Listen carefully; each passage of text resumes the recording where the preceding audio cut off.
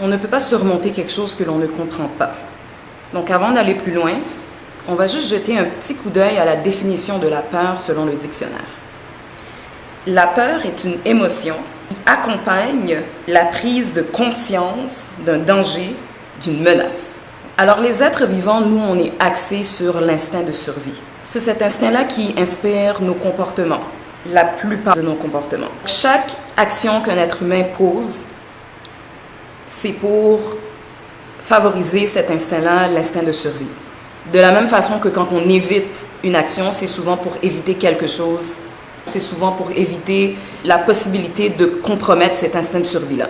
Par contre, la peur, c'est quand même utile. C'est l'élément qui nous signale de l'imminence d'un danger.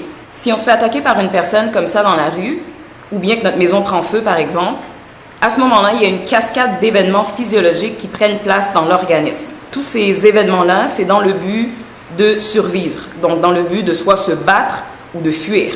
Ceci étant dit, quand on parle de menace ou de danger, est-ce que c'est un danger pour notre vie ou un danger pour notre ego? Souvent, les dangers pour la vie sont des dangers qui sont réels et palpables et qui arrivent dans le ici et dans le maintenant.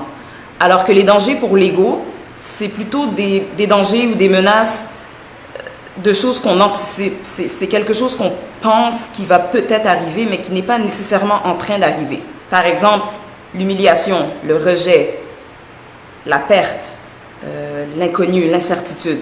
Et c'est souvent un sentiment qu'on va ressentir, par exemple, avant une présentation orale ou pendant qu'on est en train de tourner une vidéo pour YouTube, par exemple. Aussi bien fait que l'être humain puisse être, le système nerveux n'arrive pas à faire la différence entre un danger réel pour notre survie et un danger anticipé qui a rapport avec notre ego.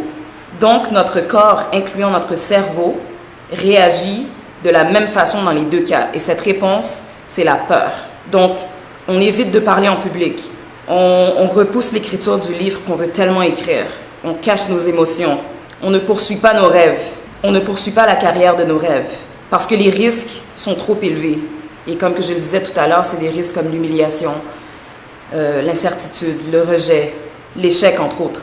Et clairement, on n'arrive vraiment pas à faire la différence parce que juste de penser à ces choses-là, ça vient vraiment générer les mêmes réponses physiologiques que si on se faisait poursuivre par un mammouth, par exemple. Le rythme cardiaque va augmenter. On tremble à l'idée de dire à l'être aimé à quel point on l'aime et à quel point on tient à cette personne-là. Notre bouche s'assèche juste avant l'entrevue pour la job de nos rêves. Nos muscles sont tendus à l'idée de parler en public. Tout ça, c'est des réactions physiologiques qui démontrent qu'en réalité, on a vraiment peur. Donc, on ne peut pas dire que ce n'est pas quelque chose de réel. On a vraiment peur. Ce n'est pas nécessairement des choses qui vont affecter notre survie, du moins notre survie physique sur la Terre. C'est plutôt des choses qui ont rapport avec l'ego. Sauf que, comme que je le disais tantôt, notre système nerveux n'arrive pas à faire la différence. On craint littéralement pour notre vie dans ces moments-là. La peur est le bourreau qui jette nos rêves aux oubliettes. C'est ce juge qui nous condamne, qui condamne notre existence à la cruelle sentence de vivre une vie fade, loin de toute possibilité d'épanouissement. Mes peurs à moi ont longtemps été la peur d'être rejetée. Et je dois dire que c'est encore une peur qui se manifeste tous les jours dans ma vie. Et pour moi, être ici, devant cette caméra, sur YouTube, c'est une façon de faire violence à mes peurs. Présentement, je peux sentir mon pouls battre. Je transpire. Je suis vraiment en train d'avoir plusieurs des réactions physiologiques que j'ai mentionnées plus tôt. Sauf que je sais que c'est pas quelque chose qui va me tuer. C'est juste une caméra, je suis juste en train de parler devant vous dans le but de pouvoir vous aider. Une chose qui m'a vraiment permis de confronter ma peur du rejet, mis à part de sortir de ma zone de confort, comme que je le fais présentement, c'est un mot. c'est le mot abondance. C'est pas quelque chose de facile, mais c'est quelque chose de quand même assez simple. En fait, il s'agit de prendre conscience que peu importe le problème auquel tu fais face, l'univers est rempli d'abondance. C'est comme une banque infinie d'opportunités. Alors, j'essaie vraiment de rester dans le moment présent, dans le ici et le maintenant, et d'avoir confiance en cette abondance-là qui est à ma disposition.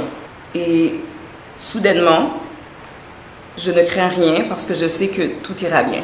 Je t'encourage fortement à te faire violence et à surmonter tes peurs. C'est vraiment pas facile, crois-moi. Mais de l'autre côté de cette montagne, c'est la liberté qui t'attend. Et oui, c'est possible de vivre sans être lié à ce bourreau qu'est la peur. Maintenant que tu comprends un peu mieux ce que c'est la peur, juste vas-y, fonce. Fais-le. Pense-y pas trop, juste fonce. Écris le livre. Retourne à l'école, va chercher cette carrière que tu veux tellement avoir. Dis à cette personne-là que tu l'aimes. Tu sais que ça va pas te tuer. Ne crains rien, le monde est rempli d'abondance. Et aie confiance que tout ira bien. Voilà, merci. Merci. Et moi, j'ai aimé ta générosité. C'est qu'on sent à travers ton témoignage toute l'aide que tu veux donner aux gens. C'est comme... c'est un don total, presque sans fil de toi, pour dire... regardez, si je peux vous donner quelque chose qui va vous faire sentir mieux, qui va vous allumer sur quelque chose, alors j'ai trouvé ça très généreux. Moi aussi, j'ai beaucoup aimé ton témoignage.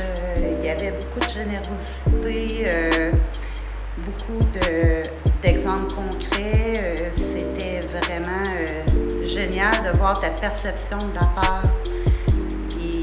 Sans nécessairement vouloir, tu as réussi à nous faire ressentir en disant que tu avais peur devant la caméra.